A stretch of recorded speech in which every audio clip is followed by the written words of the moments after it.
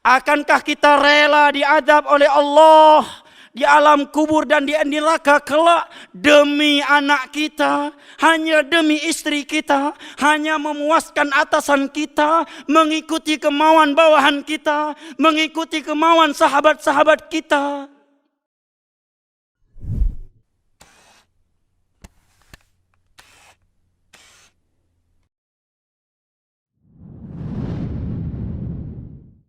Innal hamdalillah nahmaduhu ta'ala wa nasta'inuhu wa nastaghfiruh wa na'udzu billahi min shururi anfusina wa min sayyiati a'malina man yahdihillahu fala mudilla lahu wa man yudlil fala hadiya lahu wa asyhadu an la ilaha illallah wahdahu la syarika lahu وأشهد أن محمدًا عبده ورسوله صلى الله عليه وعلى آله وصحبه وسلم تسليمًا كثيرًا. يقول ربنا جل وعلا في كتابه الكريم: يا أيها الذين آمنوا اتقوا الله حق تقاته ولا تموتن إلا وأنتم مسلمون. ويقول ربنا جل وعز: يا أيها الناس اتقوا ربكم الذي خلقكم من نفس واحدة وخلق منها زوجها وبث منهما رجالا كثيرا ونساء واتقوا الله الذي تساءلون به والأرحام إن الله كان عليكم رقيبا. ويقول ربنا جل جلاله: يا أيها الذين آمنوا اتقوا الله وقولوا قولا سديدا يصلح لكم أعمالكم ويغفر لكم ذنوبكم ومن يطع الله ورسوله فقد فاز فوزا عظيما. أما بعد، فإن أصدق الحديث كلام الله وخير الهدي هدي محمد صلى الله عليه وسلم وشر الأمور محدثاتها فإن كل محدثة بدعة وكل بدعة ضلالة وكل ضلالة في النار. أعاذني الله وإياكم من النار. أيها الناس عباد الله، sedang salat Jumat rahimani wa rahimakumullah. Allah Jalla wa'ala berfirman, mengingatkan kita semua sebagai hamba-hambanya akan nikmat yang telah Ia anugerahkan kepada kita dan sikap kita terhadap Allah Jalla wa'ala atas nikmat-nikmat yang telah Ia anugerahkan kepada kita. Allah Jalla wa'ala berfirman, wa in ta'uddu ni'matallahi la tuhsuha innal insana ladzalumun kaffar. Dan kalaulah kalian ingin menghitung-hitung akan nikmat Allah atas kalian, la tuhsuha, niscaya kalian tidak akan mampu menghitungnya. Innal insana lazalumun kafar, sesungguhnya manusia itu pelaku kezaliman dan kekufuran. Di ayat yang lain Allah menyatakan, innallaha ghafurur rahim, hanya saja Allah senantiasa mengampuni dan menyayangi kalian. Sungguh kekufuran yang kita arahkan kepada Allah Jalla wa'ala amatlah banyak atas nikmat-nikmat yang telah Ia berikan kepada kita. Bahkan terkadang syaitan memberikan bisikan kepada seorang hamba sehingga dia berkata dengan lisan halnya atau bahkan dengan lisan maqalnya, seakan-akan Allah Jalla wa'ala belum memberikan apapun untuknya dari nikmat-nikmat yang berharga di sisinya. Ibadallah, tahukah kita nikmat yang paling besar? Tahukah kita nikmat paling berharga, paling mahal yang Allah anugerahkan kepada hambanya? Dialah nikmat agama. Diriwayatkan oleh Al-Imam Ahmad bin Muhammad bin Hanbal di dalam musnadnya sebuah hadis dari sahabat yang mulia Abdullah bin Mas'udin radhiyallahu an. bahwa Nabi SAW atau Abdullah bin Mas'ud radhiyallahu anhu menyatakan, innallaha qasama bainakum akhlaqakum kama qasama bainakum arzaqakum wa innallaha yu'ti dunya man yuhibbu wa man la yuhib wa la yu'ti din illa man yuhib faman yu'ti din faqad ahabbah. Allah Jalla wa'ala telah membagi-bagikan, Allah Jalla wa'ala telah membagi akhlak di antara kalian sebagaimana Allah telah membagi rezeki di antara kalian. Dan sesungguhnya nikmat dunia itu akan Allah berikan kepada hamba yang ia cintai dan kepada hamba yang tidak ia cintai sekalipun. Adapun nikmat maka Allah tidak akan pernah memberikannya kecuali hanya kepada hamba yang ia cintai sahaja. Faman a'tahu faqad ahabbah. Maka barang siapa yang telah diberikan nikmat agama, maka sungguh Allah telah mencintainya. Al-Imam Ibnul Qayyim rahimahullahu ta'ala di dalam kitabnya Ijtima'ul Juyush menyatakan, an-ni'matu ni'matan. Nikmat yang Allah anugerahkan kepada manusia di dunia ini ada dua macam. Ni'matun muqayyadatun wa ni'matun mutlaqah. Yang pertama adalah nikmat yang muqayyadah, nikmat yang terbatas. Nikmat yang bukan sebagai pertanda cinta Allah kepada hambanya, yaitu ni'matul amwal wal azwaj wal aulad, berupa harta benda, pasangan hidup dan anak keturunan, serta segala bentuk nilai-nilai dunia lainnya. Nikmat yang seperti ini, kata beliau, yashtariku fiha al-mu'min wal kafir was salihu wal fasiq. Itu Allah berikan kepada hambanya yang mukmin, kepada hambanya yang kafir, kepada hambanya yang saleh, dan kepada hambanya yang fasik sekalipun. Maka dia bukan sebagai pertanda cinta Allah kepada seorang hamba. Adapun yang kedua adalah nikmatun mutlaqah, nikmat yang sempurna, yaitu nikmatul Islam was sunnah, nikmat agama Islam dan nikmat menjalankan agama Islam dengan hidayah as-sunnah. Ini adalah nikmat yang kita diperintahkan oleh Allah Jalla wa'ala berbangga dan bergembira dengannya pada firman-Nya yang tertera pada surat Yunus, kata beliau, yaitu firman Allah Jalla wa'ala, qul bi fadlillahi wa bi rahmatihi fabidzalika falyafrahu huwa khairum mimma yajma'un. Katakanlah wahai Nabi Muhammad kepada umatmu, kepada para sahabatmu, katakan kepada mereka, qul bi fadlillahi wa bi rahmatihi fabidzalika falyafrahu. Dengan fadlullah dan rahmatnya hendaknya mereka gembira, hendaknya mereka bangga, hendaknya mereka bahagia, bukan justru tidak percaya diri, bukan justru kecewa, bukan justru kufur kepada Allah dan mengatakan kenapa terlalu cepat saya memperolehnya. Allah katakan hendaknya mereka gembira, bahagia, bangga dengan fadlullah dan rahmatnya. Karena yang demikian itu lebih baik daripada dunia yang dikumpulkan oleh manusia. Kata Imam Ibnul Qayyim rahimahullahu ta'ala setelah membawa ayat di atas, laqad tadarat aqwalul mufassirina fi anna al-murada bihima ni'matul Islam was sunnah.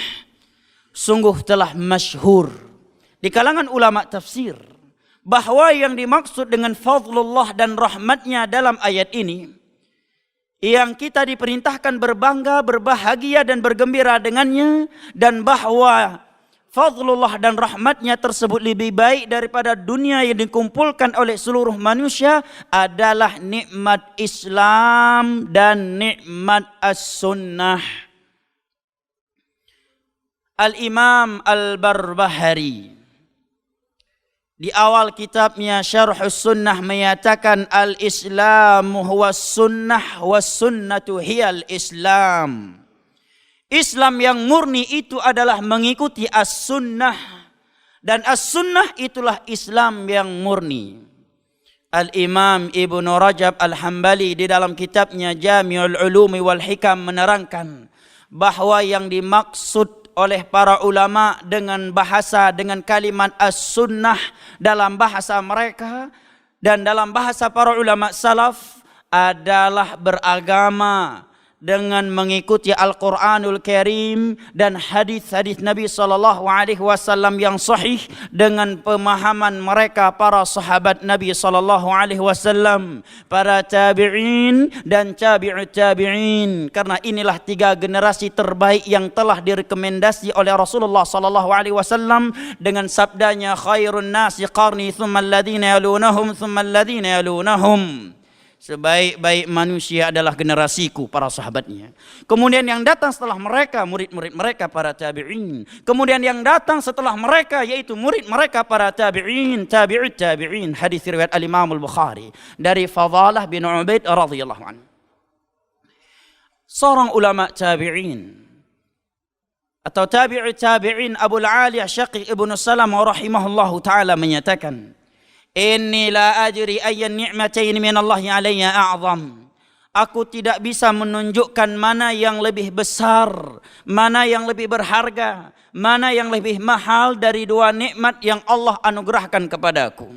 Apakah nikmat Islam ataukah nikmat as-sunnah? Kenapa demikian? Karena kata Al-Imam Al-Barbahari, al-Islam huwa sunnah wa sunnatu hiyal Islam. Islam yang murni itu adalah mengikuti as-sunnah dan as-sunnah itulah Islam yang murni. Maka ini adalah nikmat yang paling besar, nikmat paling mahal, nikmat paling tinggi yang Allah anugerahkan kepada seorang hamba dan mesti ia syukuri. Al-Imam Abu Daud atau Al-Imam Tirmidzi menyebutkan sebuah athar dari sahabat yang mulia Abdullah bin Qais Abu Musa al-Asy'ari radhiyallahu anhu. Beliau menyatakan, Inna Allah yu'ti dunya man yuhibbu wa man la yuhib, wa la yu'ti din illa man yuhib. Nikmat dunia itu akan Allah berikan kepada orang yang ia cintai dan kepada orang yang tidak ia cintai sekalipun. Wala yu'ti din illa man yuhib. Adapun nikmat agama, nikmat berpegang teguh di atas Al-Quran dan As-Sunnah dengan bimbingan manhajus salaf, berpegang teguh dengan aqidatus salaf, dimudahkannya kita untuk melakukan salat berjamaah 5 waktu, dimudahkannya kita melakukan salat tahajud, dimudahkannya kita melakukan haji dan umrah, melakukan pekerjaan-pekerjaan yang halal dan meninggalkan pekerjaan-pekerjaan yang haram. Ini adalah anugerah Allah kepada hamba-hamba pilihannya. Sekali lagi jamaah yang dimuliakan Allah, Innallaha yu'ti dunya man yuhibbu wa man la yuhib, wa la yu'ti din illa man yuhib. Nikmat dunia itu akan Allah berikan kepada orang yang ia cintai dan kepada hamba yang tidak ia cintai sekalipun. Adapun nikmat agama, maka Allah tidak akan pernah memberikannya kecuali hanya kepada hamba yang ia cintai sahaja. Maka kewajiban kita adalah bersyukur dan memuji Allah Jalla wa'ala. Di antara bentuk syukur kita atas nikmat agama yang telah Allah berikan kepada kita adalah menjaganya. Dengan bahasa ilmiah adalah al-istiqamah di atasnya. Allah Jalla wa'ala telah berfirman, Fastaqim kama umirt. Istiqamahlah engkau sebagaimana engkau diperintahkan. Allah Jalla wa'ala juga berfirman kepada Nabi sallallahu alaihi wasallam, Inna ja'alnaka ala syari'atin Thumma ja'alnaka ala syari'atin fattabi'ha wa la tattabi' ahwa' alladhina la ya'lamun innahum la yughnu 'anka minallahi syai'a. Sesungguhnya Allah telah menjadikan engkau di atas suatu syariat, di atas suatu perjalanan agama, di atas agama Allah. Maka ikutilah syariat aturan agama Allah tersebut. Dan jangan sekali-kali engkau mengikuti orang-orang yang tidak berilmu. Karena tidak sedikit manusia yang berpaling dari kebenaran yang telah ia ketahui, dari petunjuk Allah dan Rasulnya, melainkan karena ingin memuaskan keinginan orang-orang terdekat dengannya, karena terkecoh dengan tingkah laku, gaya hidup mayoritas manusia yang jauh dari bimbingan Allah dan Rasulnya. Maka Nabi Muhammad SAW diingatkan oleh Allah, fattabi'ha wa la tattabi' ahwa alladzina la ya'lamun. Ikuti agama yang telah Allah berikan kepada engkau dan jangan sekali-kali engkau mengikuti keinginan, kemauan manusia yang tidak berilmu. Innahum la yughnu 'anka minallahi syai'a. Karena jika engkau memuaskan mereka, mengikuti mereka, taat kepada mereka, mereka semua tidak akan mampu membela engkau dari Allah. Innahum la yughnu 'anka minallahi syai'a. Seluruh manusia di dunia ini tidak ada yang mampu membela engkau dari Allah, mencegah engkau dari kematian, menjauhkan engkau dari malaikat maut. Maka Nabi SAW diingatkan oleh Allah dengan ini. Fattabi'ha wa la tattabi' ahwa alladzina la ya'lamun innahum la yughnu 'anka minallahi syai'a.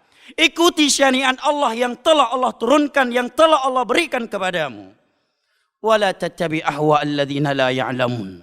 Dan jangan sekali-kali engkau mengikuti kemauan, keinginan orang-orang yang tidak mengetahui.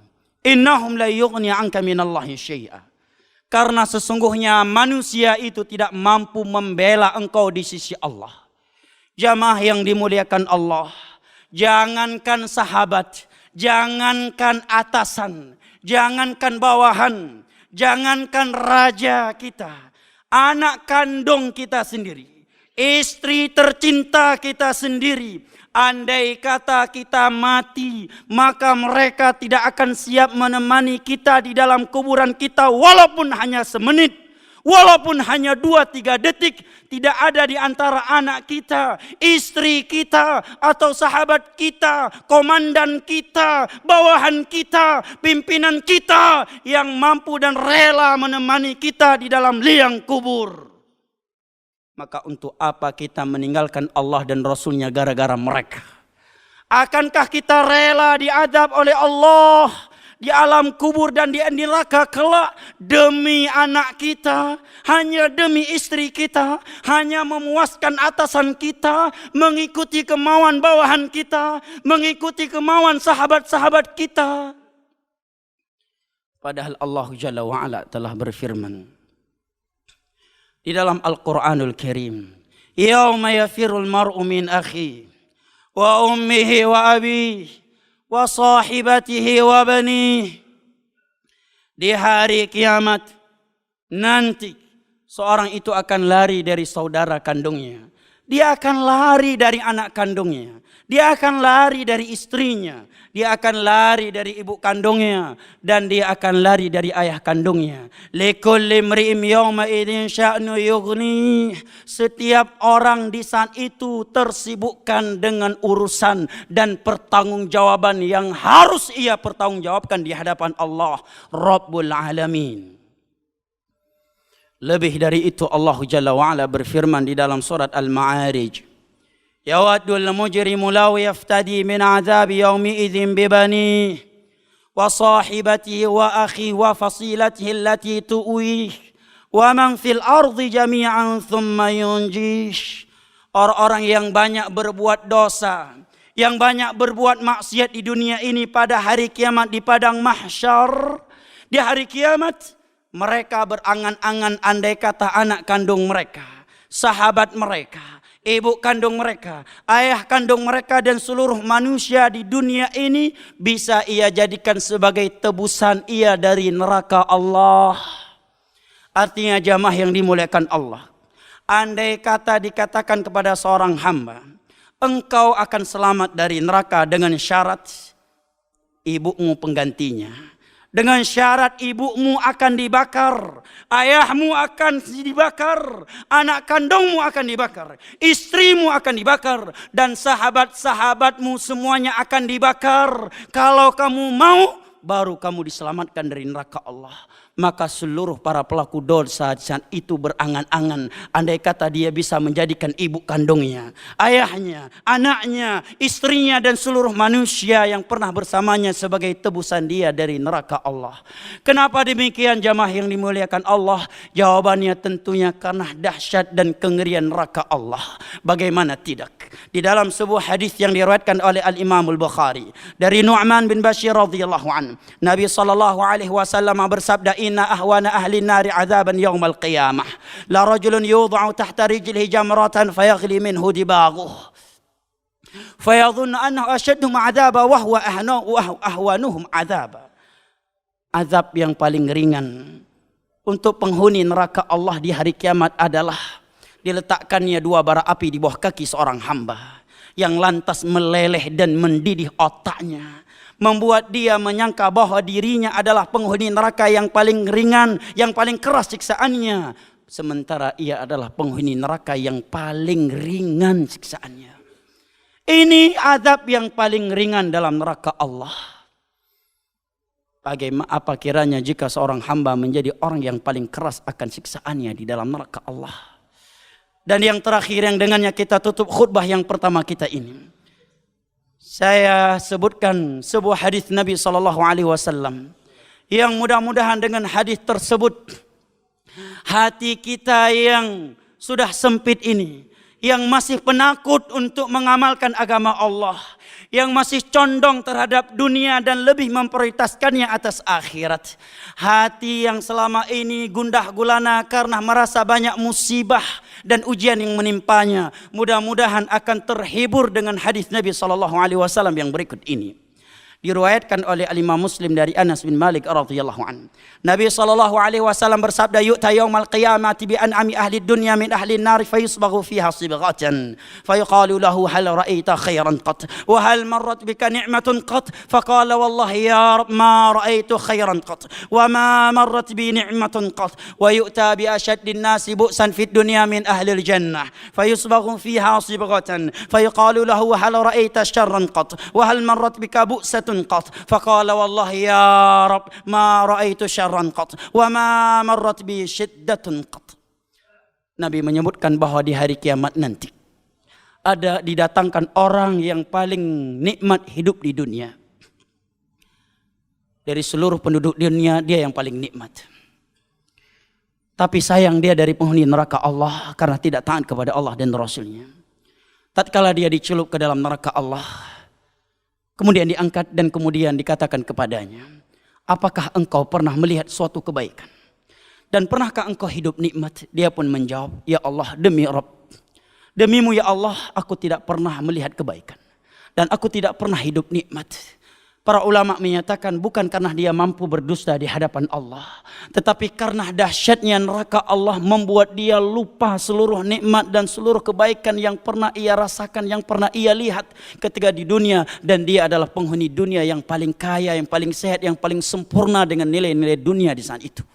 Sebaliknya kata Nabi SAW, didatangkan orang yang paling besar ujiannya di dunia. Ketika di dunia, dari sisi miskin dia yang paling miskin, penyakit dia yang paling banyak penyakit, musibah dia yang paling banyak musibahnya. Ketika di dunia, semenjak Nabi Adam diciptakan sampai hari kiamat, dia adalah orang yang paling besar, yang paling berat ujiannya. Tetapi dia dari penghuni neraka surga Allah Jalla wa'ala, karena taatnya dia kepada Allah dan Rasulnya. Dia pun dicelupkan ke dalam surga. Kemudian dikatakan kepadanya, wahai hambaku, apakah selama ini engkau pernah hidup miskin? Engkau pernah hidup susah?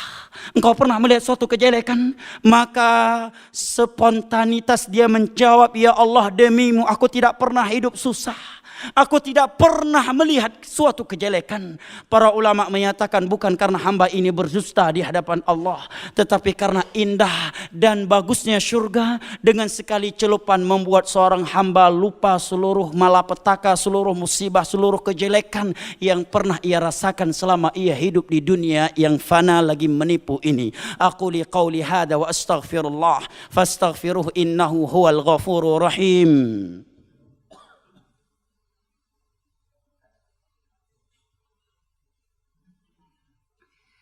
Alhamdulillah, alhamdulillahilladzi arsala rasulahu bil huda wa dinil haqq ليظهره على الدين كله ولو كره الكافرون. وأشهد أن لا إله إلا الله وحده لا شريك له إقرارا به وتوحيدا. وأشهد أن محمدا عبده ورسوله صلى الله عليه وعلى آله وصحبه وسلم تسليما كثيرا. أما بعد، فيا عباد الله، أوصي نفسي وإياكم بتقوى الله فقد فاز المتقون. يقول ربنا جل وعلا في كتابه الكريم: إن الله وملائكته يصلون على النبي يا أيها الذين آمنوا صلوا عليه وسلموا تسليما. اللهم صل وسلم وبارك على نبينا محمد وعلى آله وصحبه أجمعين. اللهم اغفر للمسلمين والمسلمات الأحياء منهم والأموات. اللهم أرنا الحق حقا وارزقنا اتباعه، وأرنا الباطل باطلا وارزقنا اجتنابه. اللهم أمن البلاد والعباد. اللهم انصر المسلمين والمسلمات في كل مكان. اللهم ربنا آتنا في الدنيا حسنة وفي الآخرة حسنة وقنا عذاب النار. وسلام على المرسلين والحمد لله رب العالمين. Terima kasih. Jazakumullah khairan wa barakallahu fikum. Video ini dibuat atas partisipasi dari donasi Anda. Semoga menjadi amal jariah bagi Anda semuanya.